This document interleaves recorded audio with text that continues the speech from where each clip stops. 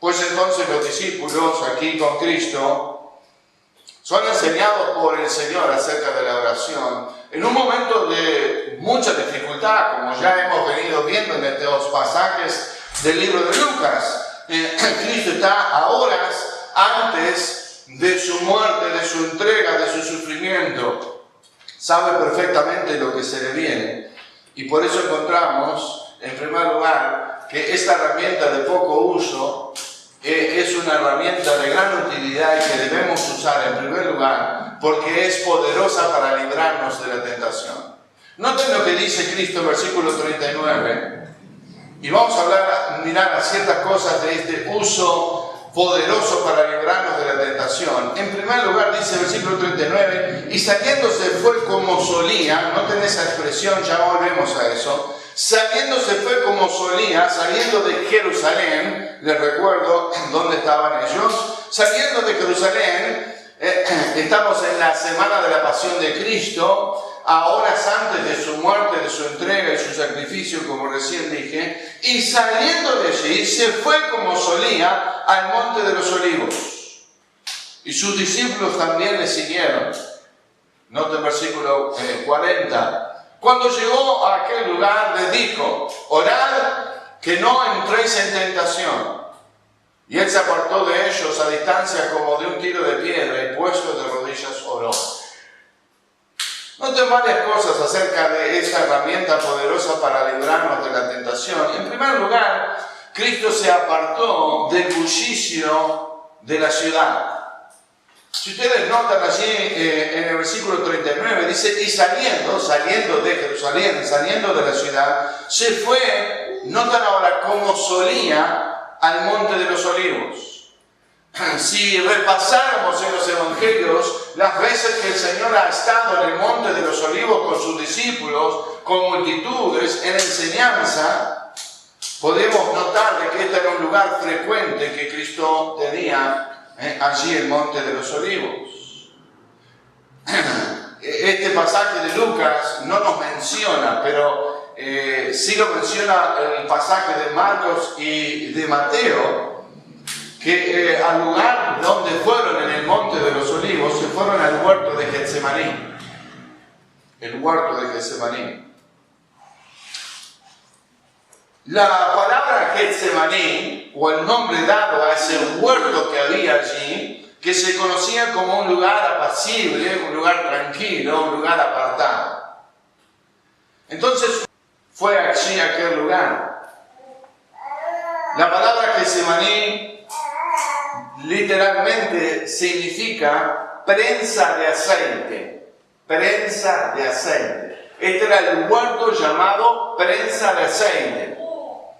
Prensa de aceite. Con lo cual no nos es ni siquiera curioso de pensar por qué le llamaban de esta manera, porque estamos en el monte de los olivos. ¿No? ¿Qué se saca de los olivos? El aceite de oliva, por supuesto. Entonces, prensa de aceite era el nombre Getsemaní. Allí en el huerto que estaba cerca de Jerusalén, en el monte de los olivos.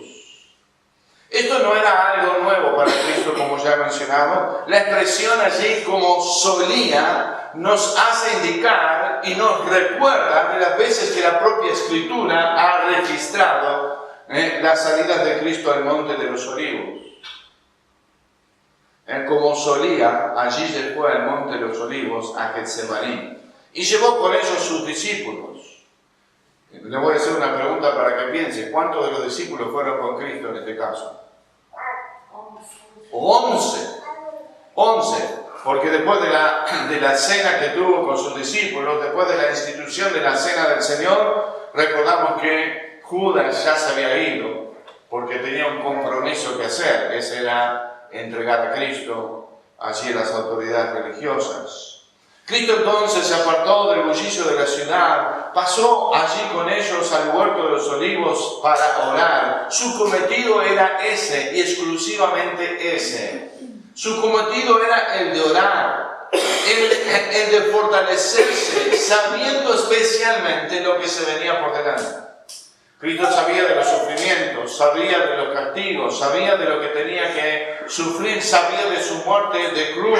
Había sido escrito en las Escrituras y por supuesto como Dios, Él lo sabe todo. Sabía de lo que venía más adelante, por supuesto. Lo ha dicho, ha sido el pináculo de su ministerio estos 3 años. Todas las cosas que Cristo hizo tenían referencia a la cruz. Sabiendo lo que se venía entonces, se retiró con sus discípulos, como lo solía hacer muchas veces, al huerto de Getsemaní para orar. Lugar donde solía venir, conocido por un lugar tranquilo, como dije, apacible, alejado de la ciudad. También allí fue justamente para orar, para comunicarse con su Padre Celestial. Y particularmente, no lo vemos eso en este pasaje de Lucas, particularmente de los 11 discípulos que le acompañaban, tomó solamente el círculo más íntimo o más cercano a Cristo, que son 3 discípulos que componían ese grupo del círculo más cercano de Cristo. ¿Se acuerdan quiénes son? Y Juan, Pedro, Jacobo y Juan. Son conocidos como el círculo más íntimo, quiero decir, porque no es la primera vez, ya lo hemos visto a lo largo de la historia de los evangelios, que muchas veces Cristo los llamó a ellos, aparte. El caso es también en la transfiguración de Cristo, ellos estuvieron presentes. Era el círculo más cercano, tal vez los más entregados, los que más seguían a Cristo. Allí estuvieron con el Señor. ¿Cómo sabemos eso? Bueno, ahora quiero, como les dije, que vayan conmigo al libro de Marcos, por favor, Marcos capítulo 14. En Marcos capítulo 14, versículo 32, y también lo pueden mirar, no ahora, pero lo pueden mirar en Mateo capítulo 26, del versículo 36 en adelante. Pero en Marcos capítulo 14, versículo 32, dice: vinieron pues a un lugar que se llama Getsemaní, y dijo a sus discípulos: sentaos aquí, entre tanto que yo, ¿qué dice? Oro. Y tomó consigo ¿a quién? A Pedro, a Jacobo y a Juan, y comenzó a entristecerse y a angustiarse. Y aprovecho a leer lo que vamos a hacer referencia más adelante. Y les dijo: mi alma está muy triste hasta la muerte. Quedaos aquí y velad, les dijo a Pedro, a Jacobo y a Juan. Así que si seguimos el relato de la historia, Jesús se va con sus discípulos de Jerusalén al monte de los Olivos, particularmente en el monte al huerto de Getsemaní, a la prensa de aceite, y allí está con ellos.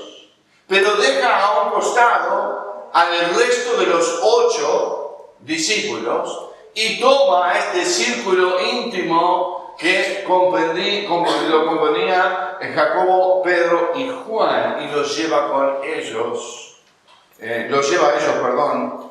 con Cristo. Se van para orar.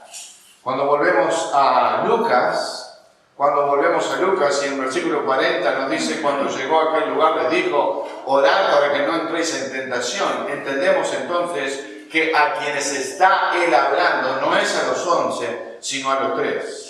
Los 8 quedaron allí en otro lugar, y él se apartó con estos discípulos para orar, y les pidió a ellos que oraran. Cristo entonces se apartó con este círculo íntimo más cercano del resto de los discípulos y les pide que oren. Recuerden que esta herramienta, la adoración, es poderoso para librarnos de tentación. Así Cristo entonces le enseña a sus discípulos, como lo ha hecho anteriormente en otras ocasiones, que la oración es también una herramienta para fortalecernos en la tentación. Cristo sabía lo que necesitaba para fortalecerse. Cristo sabía lo que necesitaba para fortalecerse en esta hora. Una hora de angustia, una hora de tristeza, como leímos allí en el libro de Marcos. Una hora donde Cristo tiene que estar enfrentado a la muerte, al sufrimiento, al desprecio, a la turba que viene en pocos minutos, en pocas horas, mejor dicho, allí a arrestar a Jesús. Y Cristo le enseña allí a los discípulos.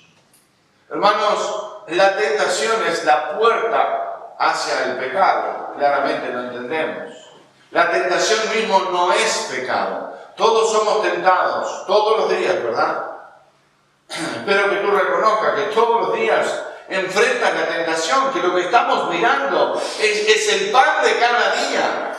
No hay nadie de nosotros que pueda decir, no, a mí no me tienta nada, no me tienta el mundo, ni Satanás, ni mi propia carne. No es así. Todos nosotros enfrentamos las tentaciones. El enemigo está acechando delante de nosotros, como león rugiente, viendo a quién va a devorar. Alguien dijo una vez que el león, y lo he usado anteriormente, el león caza en la pradera, donde los animales más indefensos están desprovistos de lugar para donde socorrer, donde cubrirse, donde esconderse. El león no caza en el medio de la selva, sino que se esconde en los pastos altos de la pradera o en el borde de la selva y espera que un indefenso ande por ahí rodeando, ande por ahí paseando, de alguna forma decirlo, en la pradera, donde saben que son presa, los leones saben que allí son presa fácil para ellos. Quiero hacerte esta pregunta: ¿eres tú presa fácil para el enemigo? Ay, no sé, pastor, si seré o no seré. Voy a dejarme yo de decírtelo de esta manera. Pasa tiempo orando. Pasa tiempo orando en la intimidad con el Señor. Porque es la misma pregunta, ¿me entiendes? Es la misma pregunta. ¿Eres presa fácil? Si la respuesta es que pasa tiempo orando, bueno, quiere decir entonces que no será tan fácil de vencer y de ser presa para el diablo, para Satanás, para tu carne, para este mundo. Santiago nos enseña que Dios no tienta a nadie. Lo veíamos en ese sentido esta mañana en la clase. Dios no tienta a nadie, ni puede tentar a nadie, ni ser tentado. Cuando digas que sos tentado, no digas que es de parte de Dios, dice Santiago. No cometas ese sacrilegio. Dios no tienta a nadie a pecar. Sino cuando eres seducido y atraído de las tentaciones, de las concupiscencias de tu carne, de este mundo en que vivimos, y del príncipe de las tinieblas, Satanás. De ahí provienen todas las tentaciones. Y cuando Cristo estaba enfrentando junto a sus discípulos un tiempo de tentación, lo vimos también a Cristo, y les recuerdo en el inicio de su ministerio. Podríamos ir a Mateo capítulo 4, cuando Cristo fue sacado al desierto y por 40 días estuvo allí guiado por el Espíritu sin comer. Y luego vino el tentador y le tentó. ¿Recuerdan el pasaje? Y una y otra vez, a través del poder de la palabra y de la sumisión de Cristo a su Padre, o podríamos decir a través también de la oración, de esa comunión que tenía Cristo con su Padre, fue vencedor en cada una de esas tentaciones. La tentación es la puerta que nos lleva al pecado, pero no es el pecado en sí. Cuando nosotros cedemos, cuando somos presa fácil, cuando estamos desprovistos de las herramientas que necesitamos para ser victoriosos en la vida cristiana, allí es donde la tentación gana lugar en nuestra vida y cedemos al pecado. Cristo sabía que humanamente, nuestra carne es débil, Si vamos nuevamente a Marcos, capítulo 14, allí nos dice, se fue y El versículo 37 nos va a decir cuánto tiempo se había ido, 1 hora. Y dice el versículo 37, vino luego y los halló durmiendo y dijo a Pedro, los halló durmiendo a los tres, a Pedro, a Jacobo y a Juan, y le dijo a Pedro, Simón, ¿duermes? ¿No has podido velar 1 hora? Velad y orad para que no entréis en tentación. El espíritu a la verdad es que débil. El espíritu es débil, pero la carne es débil, pero el espíritu está dispuesto, dijo Cristo. Velad para que no entréis en tentación. El espíritu a la verdad está dispuesto, pero la carne es débil. La carne es débil. ¿No te pasa eso muchas veces? ¿Tienes el deseo de orar? ¿Entiendes la necesidad de orar? ¿Espiritualmente entiendes que estás en un momento crucial en tu vida y que es necesario chequear, de alguna manera decirlo con tu Padre Celestial, a ver cómo van las cosas? Pero tu carne es débil.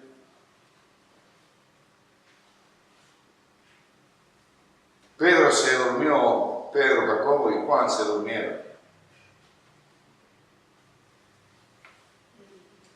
¿Te has dormido orando? Levanta la mano, yo primero. Pero todo nos ha pasado. No nos hemos dormido.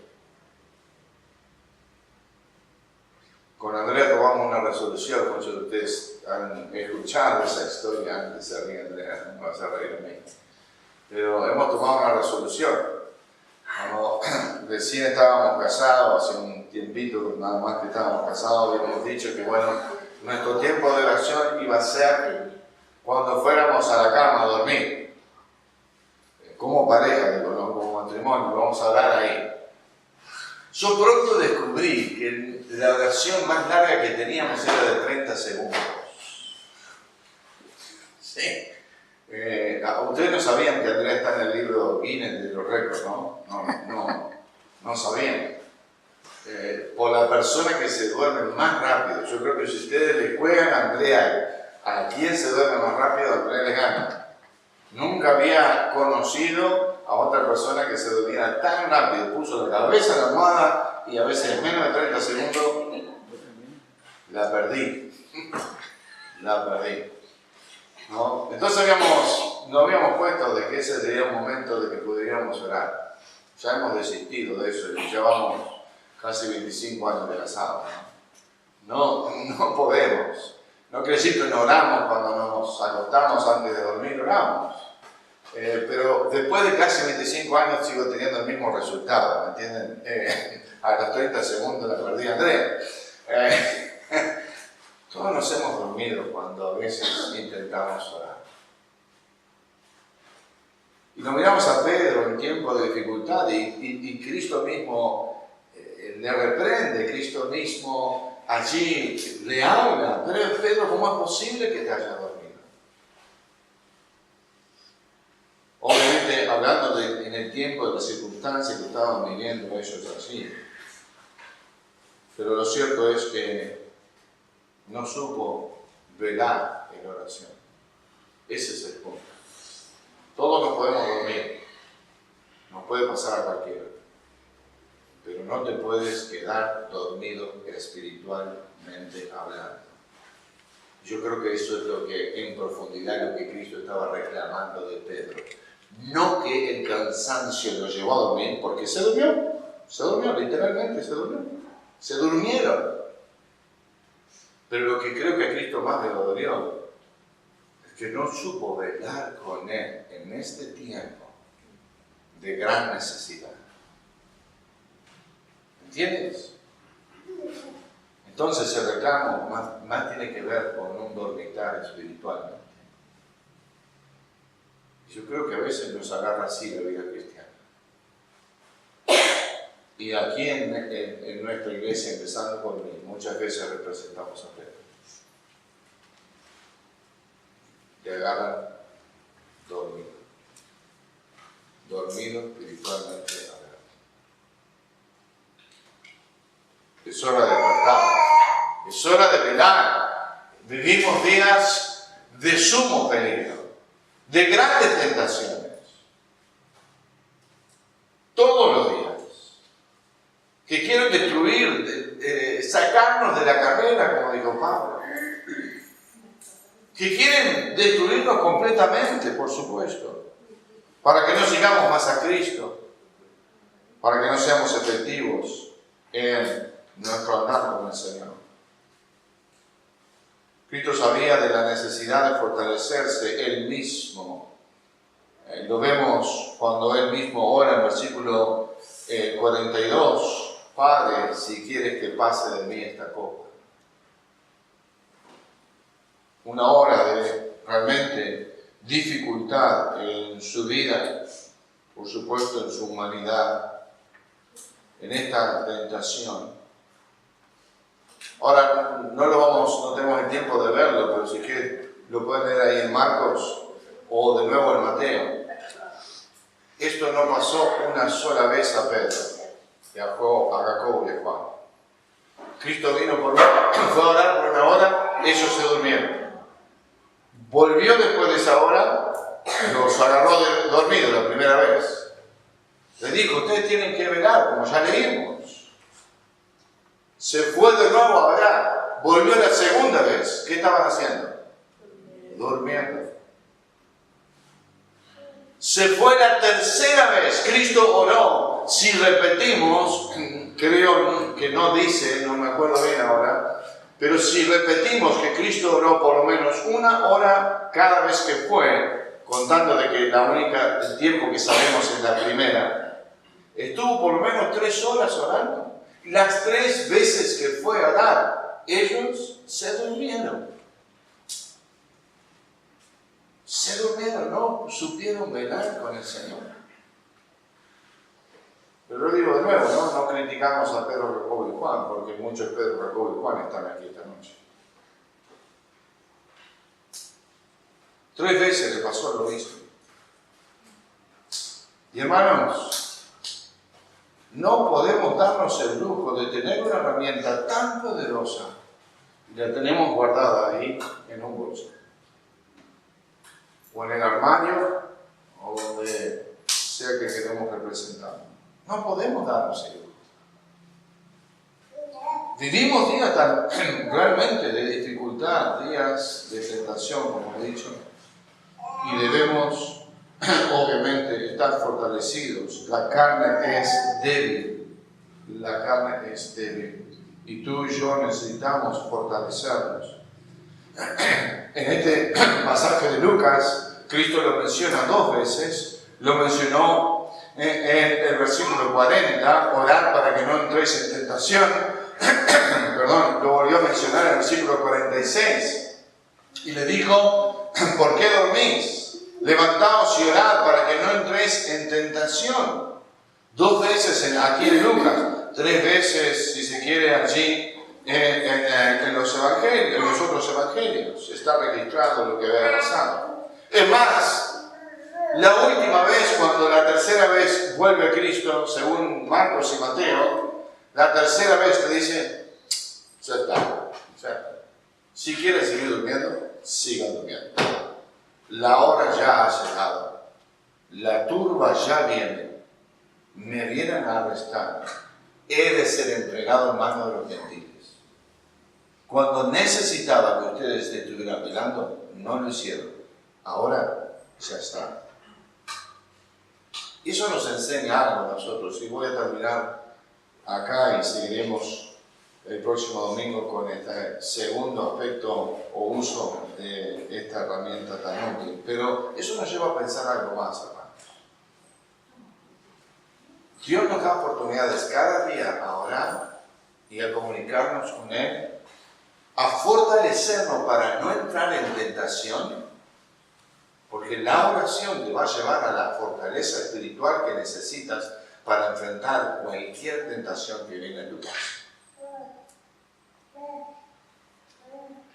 Pero va a llegar el momento que Cristo podría decir de nosotros lo mismo que le dijo a estos 3 discípulos. Basta, ya está. te advertí, te pedí 2 veces seguidas y no lo hiciste. Y a veces nos preguntamos, ¿por qué lucho tanto con este pecado? ¿Por qué tropiezo tantas veces con la misma piedra? Quiero sugerirte que la razón de eso es porque realmente no velamos en oración. A veces porque tenemos cargo de conciencia, apartamos 5 minutos, 2 minutos, y no quiero hablar de tiempos, hermano, porque por ahí uno dice, no, si das una hora sos espiritual, si das 2 horas sos más espiritual. Y yo creo que no va necesariamente en tiempo, obviamente que el tiempo necesario, te das cuenta cuando tú comienzas a orar, que el tiempo, y realmente lo haces de corazón, el tiempo se te va a seguir. Y a medida que oras y usas esta herramienta, te das cuenta que más tiempo podrías pasar orando al Señor. Pero espero que el Señor no tenga que decirnos a nosotros, como le dijo a estos discípulos, ya está. ¿Cómo no vas a tropezar con la misma piedra? ¿Cómo no vas a caer en el mismo pecado otra vez? Si las veces anteriores, las cuales te advertí, y el Espíritu que Dios nos da en nosotros, su Espíritu, su palabra, nos ha advertido que hemos hecho mal.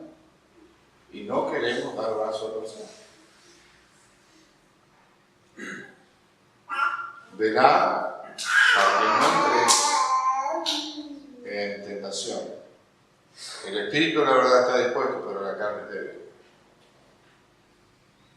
Y es palabra de Dios, por supuesto, ¿no? De más está decir lo que voy a decir. Es la gran verdad. Es la gran verdad. Nuestra carne muchas veces es débil y nosotros, en vez de andar en el Espíritu, andamos en la carne.